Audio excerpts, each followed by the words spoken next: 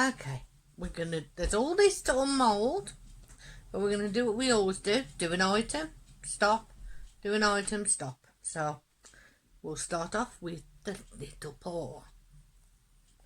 This has been made entirely from leftovers. Yeah, that's still a bit sticky where the heart is, but I think that is UV, so we'll stick that under the lamp and see how that goes. But I like that. I know what's happened. My son's put some red in there thinking it had set, and he obviously hadn't set it enough, and then when we poured the two-part in, it's gone into there. But I like that. So there we go, that's the first one. I'll be right back with the next. Okay, this is the second paw print, so we'll see how this comes out. And you all know I love these druzy paw prints. I just cannot get over how they feel. It feels like a real dog or cat paw, you know, with that roughness.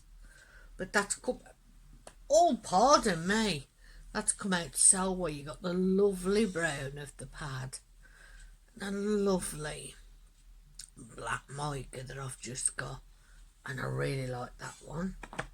So I will be back with the next. Okay, now we have a teddy bear, but this is a teddy bear surprise. Again, it's been made with leftover micas, so we have more than one colour. We did have a little bit of overspill, so the silicone has stuck to it a little bit because it's overpoured there. But my son loves to hear the unmoulding sound, so I might let him unmould the head. Here you go, you can unmould the head. Come down so I can see you do it. Yes, come on. Bring your hands down so I can see the mould. Thank you. Thank you. Do your best then. If you need to lift it up, but do your best. If you can't do it, pass it back. Here we go.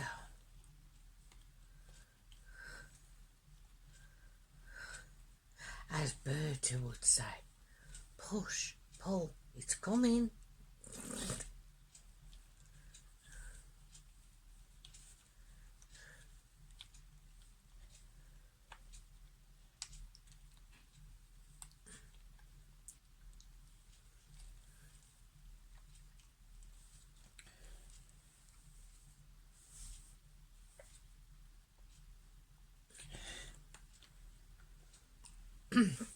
I'll pause and come back when we've got it out.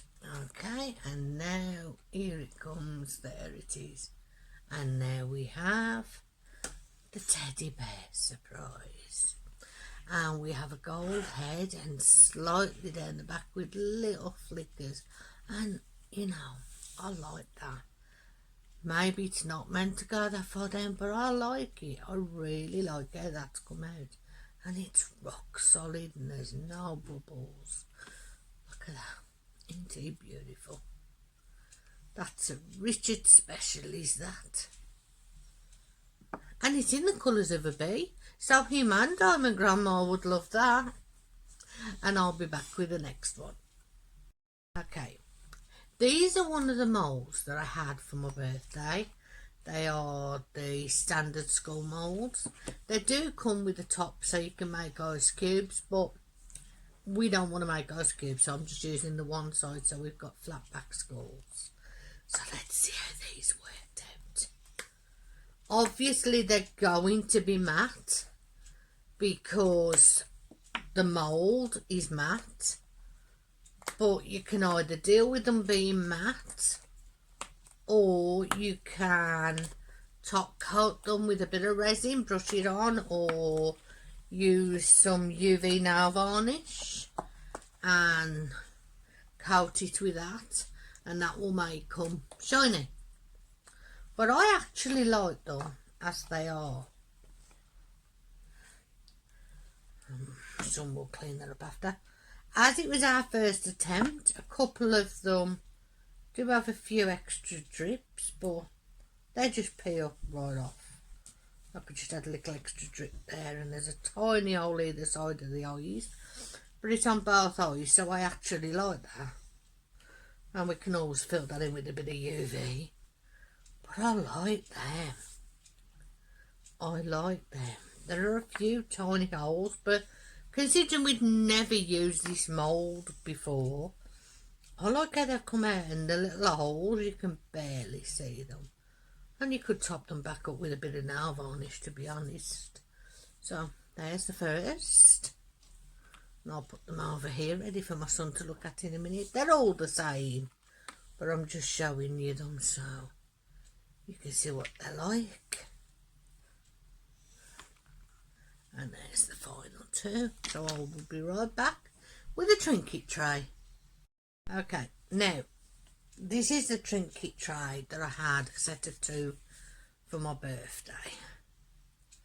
And we tried using the alcohol inks, and it was the first time we tried dropping the alcohol inks and the whites and everything else and swearing it, see how it come out. So I'm quite interested in how this comes out. It has shrunk back a bit from the sides, so maybe I need to put more down the side or put some gold flake or something down there. But let's see, shall we? We'll loosen the sides first, and then I've been advised to hold it down by holding the middle and to pull the mould off that way, because A, it's less likely to bend or break, and B, it should protect your moulds better. So wow, even though it shrunk away from the sides, and yeah, it needed a little bit of sanding because we didn't come quite to the rim, I like that. I actually like the clear on the sides with just the little hints, because it looks like smoky red flames. But I like that. And you could always put a black coat on the back if you really did want something behind it. But Dad, I'm well impressed with what we did with that. And yeah, there's a tiny amount of bubbles right here. There's a little bit of nail varnish or fill there, and there's 3 minute little holes. But for our first attempt with this mould and with the alcohol inks, we did well, and that's rock solid. Listen to that. So there we go. Look at that, Dad. I'm really impressed with what we did with that. Wow. Now the question is, will I claim it, my mum claim it, or my dad claim it? Stay tuned to find out. Okay. This is the trinket tray that I had for my birthday with the sun and the pentagram lid. The only downside I can say about this is you can make both lids at the same time. We can only make one base at a time. So unless you know specifically you want the pentagram or the sun, you have to wait to do the mould. So we will start with the sun and see how that comes out. This is well and truly stuck to the resin. I can't even get my nails in there at all. Perhaps that's what this is for, to give you, the initial pull. Yeah, that's what that flap's for, people. If you didn't know, and so you don't struggle like me, use this to initially pull, and then that loosens the rest so you can get your finger under to pull the mould. Oh wow. Oh wow, but you need to fill it that high to give you a lip to fit in to your tub like that.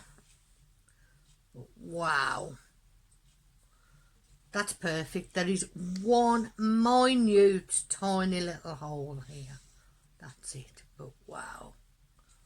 And I believe that these symbols match the symbols on the top. But look at that. Can you see? I don't know in this light if you can see, but I will get my son to take pictures. But the colour shifts from green. There you go. You can see the purple there and the green that way.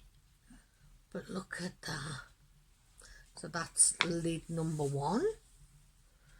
And now we know that that's what you do with that. That makes unmoulding a lot easier. Because you just hold on to that and you just slip your finger all the way around.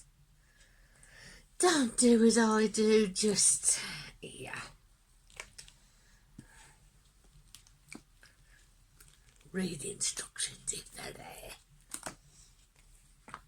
Oh, wow. Wow. I like that. There's a couple more holes on this one. But again, they can be filled in with a bit of nail varnish because they're that minute. And I know somebody is going to climb this jar.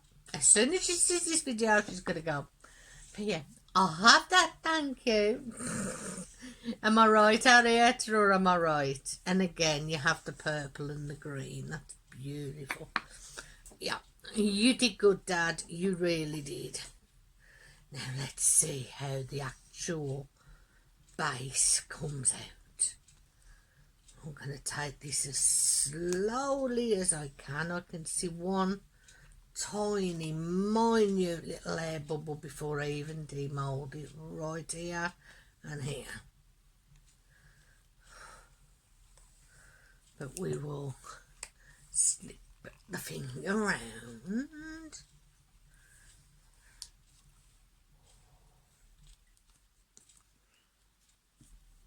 I think I should have used mould release on this, or some rubbing alcohol, because it doesn't want to come away from the jar. But we'll get there. 2 hands is better than 1. I'll hold you, Paul Rich.